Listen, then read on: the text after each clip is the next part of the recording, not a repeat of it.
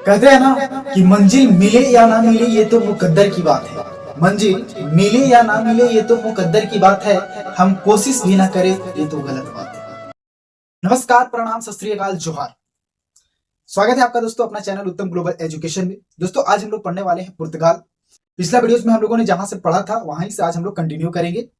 तो इससे पहले हम लोग जो पिछला वीडियोस में हम लोग जो पढ़ा उस चीज को हम लोग थोड़ा सा 2 मिनट में, एक से 1 से 2 मिनट में हम लोग रिवाइज कर लेते हैं, देखते हैं कि चीज हम लोग को याद है या नहीं। तो हम लोग स्टार्ट कहां से किए थे? सबसे पहले जो है सिर्फ यूरोपीय कंपनी में अगर देखा जाए तो भारत कौन आया था? तो सबसे पहले पुर्तगाल आया था, इसके बाद कौन आया था? डच आया था, इसके बाद ब्रिटिश आया था, इसके बाद डेनिश आया, इसके बाद फ्रांसीसी आया। हमने ट्रिक्स भी बताया था कि कैसे आपको याद करना है। गली गली तेरे राह चली, जियो रे बाहुली, हम लोग डायरेक्ट सुने थे, लेकिन इसको हम लोग याद करना है गली गली तेरे राह चली और पुर्तगाली गाली। देन इसके बाद डच का भी मैंने ट्रिक बताया था। देन जब पुर्तगाली जब हम लोग पढ़ रहे थे तो पुर्तगाली में जो सबसे पहला व्यापारी था वो कौन आया था? तो पहला व्यापारी जो है वास्को डी गामा आया था। कब आया था? तो 1498 में आया था, 1498 में आया था। वो जब आ रहा था तो किसके सहयोग से वो भारत पहुंचा था? तो वही जो साउथ अफ्रीका में उसको एक गुजराती व्यापारी मिला था, वो कौन था? अब्दुल मजीद के सहयोग से वो कहां पहुंचा था? केरल के कालीकट। केरल के कालीकट का वहां तत्कालीन शासक जो था वो कौन था? तो वो जेमोरिन था। जब जेमोरिन से वो इस बिजनेस के बारे में बातचीत किया, जब बिजनेस का अनुमति दे दिया था, इसका विरोध कौन किया था? तो अरब के व्यापारी इसका विरोध किए थे, लेकिन उसका विरोध का जो उसने क्या किया, दरकिनार करते हुए उसको बिजनेस करने का अनुमति दे दिया था। जब वो व्यापार करने की वजह से जब माल खरीदा, मसाला खरीदा, खरीद करके लेकर अपना देश गया, तो वो कितना गुना लाभ कमाया था? तो 60 गुना लाभ कमाया था। इसके बाद में जो आया फिर कौन आया? इसका जो पहला व्यापारी केंद्र था वो कहां खोला गया था? पुर्तगालियों का, तो कोचिन में खोला गया था। दूसरा व्यापारी केंद्र कहां खोला गया था? तो कनूर में खोला गया था। और अगर देखा जाए तो इसका जो पहला वाइसराय था वो कौन आया था? तो फ्रांसीसी डी अल्मेडा आया था।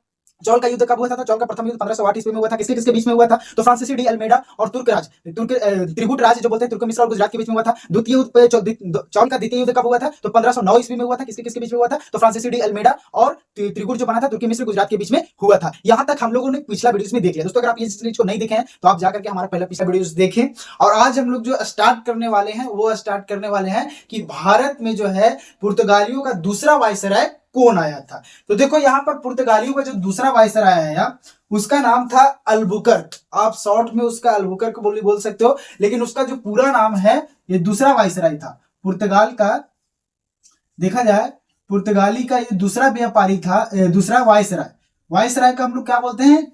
गवर्नर जनरल भी बोलते हैं। तो दूसरा जो वाइसराय आया वो कौन था? वाइसराय वो था अल्बुकर्क। इसको पूरा नाम जो है से आप बोल सकते हो Alfonso de Albuquerque. Alfonso de Albuquerque इसका पूरा नाम हुआ। देखो ये जो है बूढ़ा था, ये आते ही सठियाया हुआ था यार। सठियाया हुआ। देखो इसने आते ही क्या किया?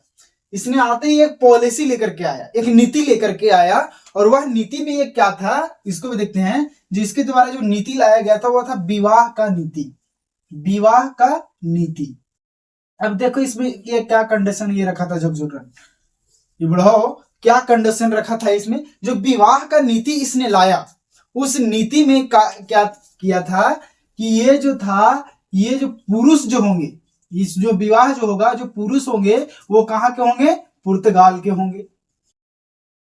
के होंगे। और स्त्री यानी महिला जो होंगे वो कहां के होंगे? भारत के होंगे। देखो ये झकझोरन के क्या दिमाग चल रहा था, आखिर ये किस सोच से आगे बढ़ रहा था? अल्बुकर्क जो था किस सोच से आगे बढ़ रहा था? विवाह की नीति इसने लाया, और वही नीति लाया था। अरे लाया कोई दिक्कत नहीं है, लेकिन लाया तो क्या रखा? कंडीशन क्या रखा कि पुरुष जो होंगे वो कहां के होंगे? पुर्तगाल के होंगे, और महिला जो होगी वो कहां की होगी? भारत की होगी। तो इसका मकसद क्या था कि हम पुर्तगालियों का जो है जनसंख्या बढ़ा सके भारत में। इसका मेन एक वास्तविक संस्थापक के रूप में अल्बुकर्क को बोला जाता है। पुर्तगालियों का वास्तविक संस्थापक के अगर रूप में देखा जाए तो किसको? अल्फांसो द अल्बुकर्क को बोला जाता है। अल्फांसो द अल्बुकर्क को बोला जाता है। इसने क्या किया कि 1510 ईस्वी में गोवा को जीता। किससे? तो यूसुफ आदिल शाह से इसने क्या किया? आप नाम याद रखोगे, यूसुफ आदिल शाह से इसने 1510 ईस्वी में गोवा को जीत लिया। देखो इसको विवाह का नीति लाया। इसकी अल्बुकर्क को ये बात आप ध्यान में रखना कि इसको पुर्तगालियों का वास्तविक संस्थापक के रूप में भी जाना जाता है। किसको? अल्फांसो द अल्बुकर्क को। ठीक है, ये दूसरा वायसराय के रूप में आया। इसने आते ही क्या किया, विवाह का नीति चलाया। इसने 1510 ईस्वी में गोवा को जीता। किससे जीता, तो यूसुफ आदिल शाह से जीता। यही जो है 1511 ईस्वी में इसने मलक्का मांडी पर कब्जा कर लिया दोस्तों। मलक्का मांडी, मलक्का, एशिया का मलक्का मांडी पर इसने कब्जा कर लिया। वही 1515 ईस्वी में, सही नहीं, इसको वास्तविक संस्थापक के रूप में बोला जाता है यार। इसने 1515 ईस्वी में क्या किया कि इसने आरस की खाड़ी पर भी कब्जा कर लिया। आरस की खाड़ी पर, आरस की खाड़ी पर इसने कब्जा कर लिया। तो अल्बुकर्क आया तो सबसे पहले क्या किया, विवाह का नीति चलाया। जब विवाह का नीति चलाया तो उसमें क्या कंडीशन रखा था, जो पुरुष होंगे वो पुर्तगाल के होंगे और जो महिला होंगे वो भारत के होंगे। इसने 1510 ईस्वी में क्या किया, तो यूसुफ आदिल शाह से युद्ध किया और युद्ध करके क्या किया, गोवा को छीन लिया। वही 1511 ईस्वी में इसने मलक्का मांडी पर कब्जा कर लिया, एशिया का मलक्का मांडी पर कब्जा कर लिया। वही 1515 ईस्वी में इसने आरस की खाड़ी पर भी कब्जा कर लिया। नेक्स्ट जो है से एक अन्य वायसराय, शक्तिशाली वायसराय के रूप में जो उभर करके आया, जो भेजा गया, वो था Nino de Cunha. Nino de Cunha को जो है एक शक्तिशाली गवर्नर के रूप में जो है भारत भेजा जाता है। देखो इसने आकर के क्या किया, यहाँ Nino de Cunha, Nino de जो कुन्हा है इसने भारत आया, इसको अन्य मजबूत गवर्नर के रूप में इसको भी भारत भेजा गया था। इसका जो काम था, इसका जो एक मजबूत गवर्नर के रूप में आया, और ये जो था गुजरात के शासक, गुजरात के शासक जो है बहादुर शाह के साथ में ये युद्ध करता है। बहादुर शाह, बहादुर शाह के साथ में ये युद्ध करता है। ये युद्ध जो होता है वो दीव और बेसिन के क्षेत्र के लेकर के ये युद्ध होता है। दीव और बेसिन, दीव और बेसिन के क्षेत्र को लेकर के युद्ध होता है। कहा जाता है कि बहादुर शाह का जो है समुद्र में डूब जाने के कारण से इसका मृत्यु भी हो जाता है। किसका, बहादुर शाह को। और अंततः जो है नीनो डी जो कुन्हा जो है, ये जो है क्या कर लेता है, दीव और बेसिन पर कब्जा भी कर लेता है।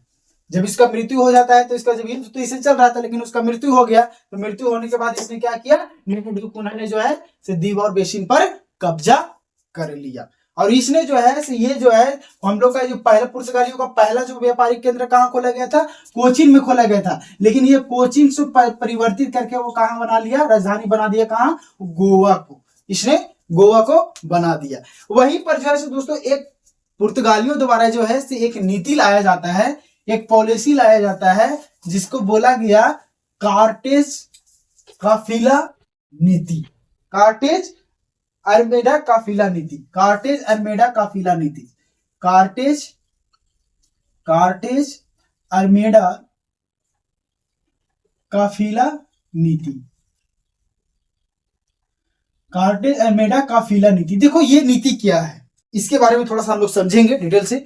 ये नीति जो है एक ऐसा नीति, इसका मतलब ही होता है एक लूटपाट की नीति। ये जो है लूटपाट की नीति, इसको भी बोला जाता है लूटपाट की नीति। पाठ नहीं, वो मत समझना, पौवा पाठ, लूटपाट की नीति। ओके, ये लूटपाट की नीति है, यानी कि एक ऐसा इसमें जो प्रावधान शामिल किया गया था कि जो पुर्तगाली व्यापारी होंगे, पुर्तगाली व्यापारी को छोड़ करके जो अन्य व्यापारी होंगे, जैसे वह तो यूरोपीय व्यापारी, यूरोप के अन्य व्यापारी जैसे ब्रिटिश व्यापारी हो गया, डेनिश का हो गया, डच का व्यापारी हो गया, वो हो गया, वो तो फिर भारत के व्यापारी हो गए या तो फिर अरब के व्यापारी हो गए। तो पुर्तगाली व्यापारी को छोड़ करके अन्य व्यापारी जो हैं वो क्या करेंगे, पुर्तगालियों से उनको परमिट लेना था। परमिट लेना, ये परमिट क्या होता था, परमिट लेने के साथ साथ में उनको टैक्स भी देना पड़ता था, टैक्स भी देना पड़ता था। अब जो बिना परमिट लिए, जो बिना टैक्स दिए व्यापार करता था, जो व्यापार करता था उसको जो है जहाज को लूट लिया जाता था समुद्र में ही, और जहाज को नीलाम कर दिया जाता था दोस्तों। जहाज क्या कर लिया जाता था, ये पुर्तगाली लोग के द्वारा जो है उस व्यापारी को, जैसे अरब के व्यापारी हो गए, भारत के व्यापारी हो गए, या तो यूरोपीय के अन्य व्यापारी हो गए, उनको जैसे जहाज को लूट लिया जाता था। जो परमिट नहीं लेता था, टैक्स नहीं देता था, उससे ये किया जाता था। लेकिन जो टैक्स दिया, जो परमिट लिया, उसको भी एक कंडीशन था कि जो परमिट दे लिया है, टैक्स भी दिया है, उसको जो है गोला और बारूद का जो है सो व्यापार करने का अनुमति नहीं था।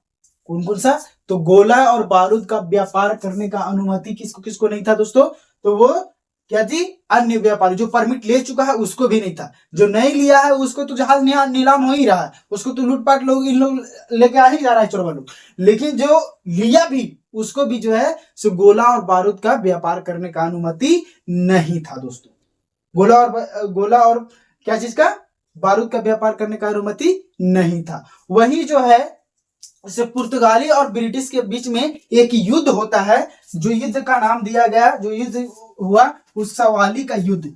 सवाली का युद्ध जो होता है वो पुर्तगाली और ब्रिटिश के बीच में, पुर्तगाली और ब्रिटिश के बीच में जो है एक युद्ध होता है, जिसका युद्ध होता है वो कौन सा युद्ध होता है? वो होता है सवाली का युद्ध। सवाली का युद्ध, ये सवाली का युद्ध जो होता है दोस्तों, पुर्तगालियों को इतना मार मारता है। इस युद्ध में पुर्तगालियों को इतना मार मारता है, और जो इस युद्ध का जो है नेतृत्व जो करता है ब्रिटिश के तरफ से, ब्रिटिश के जो तरफ से वो नेतृत्व करता है वो था, ब्रिटिश का जो नेतृत्व करता है वो कैप्टन बेस्ट इस युद्ध का नेतृत्व करता है ब्रिटिश के तरफ से। इस युद्ध में छक्का छोड़ा देता है, पुर्तगालियों को मार मार के अधमुहा कर देता है दोस्तों। एकदम इन लोग पुर्तगाली के गाली दे दे के मारता है, पुर्तगाली यानी इस तरीके से इतना मार मारता है कि हालत खराब कर देता है। जब सोच लिया कह रहे यार अब मार तो खा रहे हैं, अब कोई चारा नहीं है, इससे बचने के लिए क्या करता है इन लोग? संबंध जोड़ना चालू कर देता है, संबंध जोड़ना चालू कर देता है। तो वही जो है 1660-61 ईस्वी में जो है सो पुर्तगाली राजकुमारी कैथरीन का विवाह, पुर्तगाली राजकुमारी कैथरीन का विवाह जो है वो जो है किसके साथ कर देता है? ब्रिटिश राजकुमार चार्ल्स द्वितीय के साथ। ब्रिटिश राजकुमार किसके साथ? ब्रिटिश राजकुमार चार्ल्स द्वितीय के साथ। चार्ल्स द्वितीय के साथ में क्या है? इसका विवाह कर देता है। किसका? पुर्तगाली राजकुमारी कैथरीन का विवाह किसके साथ हो जाता है? चार्ल्स द्वितीय के साथ, ब्रिटिश राजकुमार चार्ल्स द्वितीय के साथ। अब इस जो संबंध जोड़ लिया यार, अब जब समधि दोनों बन गया तो मार धार अब होगा नहीं, बेचारा लोग पिटा रहा था बहुत, लेकिन बोला कि अरे कुछ तो दिमाग लगाया जाए, चले हटाओ, हाँ हमारे पास बेटी हमारे पास अवेलेबल है, चलो उसके पास है, चलो उसको दमादे बना लेते हैं। और ये जो है जो पुर्तगालिया लोग, इन लोग ऐसा कारनामा करता है कि क्या करता है इन लोग कि मुंबई, आज के डेट में महाराष्ट्र मुंबई में है, महाराष्ट्र में मुंबई है, सॉरी, तो मुंबई में जो मुंबई को क्या करता है इन लोग, इसको चार्ल्स द्वितीय को क्या करता है? दहेज में दे देता है। जैसे लग रहा था एक बाप के था, दहेज में दे देता है। किसको? मुंबई को। कौन? तो पुर्तगाली लोग उसको कर देता है दहेज में। लेकिन ये भी था से चोनर था, कौन? चार्ल्स द्वितीय। ये नहीं रखता अपने पास, बोलता कि दहेज के माल है यार, कहाँ रखे अपने पास, छोड़ो हटाओ, इसको निकाल दो। तो ये जो क्या करता है, ब्रिटिश ईस्ट इंडिया कंपनी को जो है, चार्ल्स द्वितीय जो है ब्रिटिश ईस्ट इंडिया कंपनी को जो है 10 पाउंड वार्षिक के दर से जो है ब्रिटिश ईस्ट इंडिया कंपनी को मुंबई को बेच देता है। कितना? 10 पाउंड वार्षिक के दर से। अब यहां पर जो है दोस्तों ये इसका कारनामा रहा, शादी संबंध तो जोड़ा, दहेज में मुंबई को दिया, मुंबई तो ले लिया, जब मुंबई लिया तो वो अपने पास रखा नहीं, किसको दान में दे दिया, किसको बेच दिया? तो ब्रिटिश ईस्ट इंडिया कंपनी। वो होगी कितना में? 10 पाउंड वार्षिक दर से। ठीक है, 10 पाउंड वार्षिक दर से जो उसने क्या किया, ब्रिटिश ईस्ट इंडिया कंपनी को बेच दिया। जब यहाँ पर पुर्तगाली आए होंगे तो कुछ तो इसका योगदान रहा होगा, ऐसा नहीं है कि यहाँ से सिर्फ उन लोग लूट करके ही लेकर के गए, थोड़ा बहुत कुछ ना कुछ योगदान रहा होगा। जो हमारा पॉजिटिव पॉइंट है वो हम लोग देख लेते हैं कि क्या क्या उसने योगदान होकर के छोड़ करके गया पुर्तगालियों के द्वारा, जो यहाँ पर क्या कुछ किया गया था, इसके बारे में थोड़ा सा देख लेंगे। तो जो आज हम लोग तंबाकू जान रहे हैं, यही वाला तंबाकू, तो तंबाकू और का जो प्रचलन है वो पुर्तगालियों के द्वारा ही लाया गया था। किसका दोस्तों? योगदान इसका क्या रहा? पुर्तगालियों का योगदान। तो ये जो तंबाकू का प्रचलन जो है, तंबाकू का प्रचलन जो है सिर्फ पुर्तगालियों द्वारा ही लाया गया था। याद रहेगा कि तंबाकू का प्रचलन किसके द्वारा लाया गया, तो पुर्तगालियों। आप देख रहे होगे कि प्रिंटिंग प्रेस का हम लोग नाम सुने हैं, तो प्रिंटिंग प्रेस का जो स्थापना का जो श्रेय जाता है, जो सबसे पहले लाने वाला जो श्रेय जाता है, वो पुर्तगालियों को ही जाता है मेरे दोस्त। पुर्तगालियों ने ही कुछ अच्छा काम करके गया यार, तो थोड़ा बहुत अच्छा किया, लेकिन इससे क्या फायदा, जब सारा कुछ लूट के लेकर चले गया तो थोड़ा बहुत अच्छा करने से क्या फायदा। तो वही जो है गोवा में जो है 1556 ईस्वी में सर्वप्रथम जो है 1556 ईस्वी में गोवा में प्रिंटिंग प्रेस की स्थापना जो है वो पुर्तगालियों द्वारा ही किया गया दोस्तों, पुर्तगालियों द्वारा ही किया। और आलू का खेती का प्रचलन भी जो है वो पुर्तगालियों का ही द्वारा लाया गया है दोस्तों। आलू का खेती का जो प्रचलन है वो किसके द्वारा लाया गया, पुर्तगालियों के द्वारा ही लाया गया था। और पानी जहाज का प्रचलन, तो वो तो हम लोग सिंपल सी जान रहे हैं कि सबसे पहले कौन आया भारत में, तो आया होगा जब समुद्र के रास्ता से जब वास्को डी गामा आया, तो उड़ के तो नहीं आया होगा, तो जहाजी से आया होगा, जहाजी से आया होगा। तो जहाज का भी जो प्रचलन है वो पुर्तगालियों के द्वारा ही चलाया गया था दोस्तों। अब इसका देख लेते हैं कि आखिर जब इतना कुछ आया किया, इसका पतन काहे हो गया, पतन का कारण क्या रहा होगा इसका। जो पुर्तगालियों का जो पतन का कारण था, सबसे पहले तो ईसाईकरण का इसने नीति जो लाया, ईसाईकरण का जो नीति कि हम सबको भारतवासी को क्या बनाएंगे, पुर्तगाली बनाएंगे। वही जो अल्बुकर्क लाया विवाह का नीति, तो इसका एक पतन का कारण रहा दोस्तों, इसका एक पतन का कारण रहा। साथ ही साथ में इसने कार्टेज अल्मेडा का फिला नीति लाया। कार्टेज यानी वही जो लूटपाट की नीति जो लाया, इसका पतन का एक कारण रहा कि सिर्फ हम जो है सर्वश्रेष्ठ हम ही है और कोई नहीं है। लूटपाट खाली हम, मतलब कि अगर दूसरा कोई व्यापारी कर रहा है तो उसको हमको टैक्स दे, साथ साथ में परमिट ले, यानी कि सबसे ज्यादा बलवान यही है। ये भी इसका एक पतन का कारण रहा। तो इस टाइप से हम लोगों ने जो पुर्तगाल के बारे में पढ़ा दोस्तों। अब हम लोग थोड़ा सा, अब देखो इसको जितना भी आगे पढ़ाया गया है, इसको आपका सारा नोट्स जो है हमारे टेलीग्राम में अवेलेबल है। आप टेलीग्राम में जाकर के आप ओपन करके देख सकते हो। फिर हम लोग मिलेंगे नेक्स्ट वीडियोस में, और नेक्स्ट वीडियोस में हम लोग डच के बारे में पढ़ेंगे। डच और ब्रिटिश दोनों एक साथ में अगर देखेंगे, कोशिश करेंगे कि एक ही वीडियोस में दोनों कवर हो जाए। हम लोग जल्द से जल्द जो है भारत में यूरोपीय कंपनी को खत्म करेंगे और नेक्स्ट जो है नेक्स्ट टॉपिक की ओर, नेक्स्ट चैप्टर की ओर बढ़ेंगे। तब तक के लिए जय हिंद, जय भारत।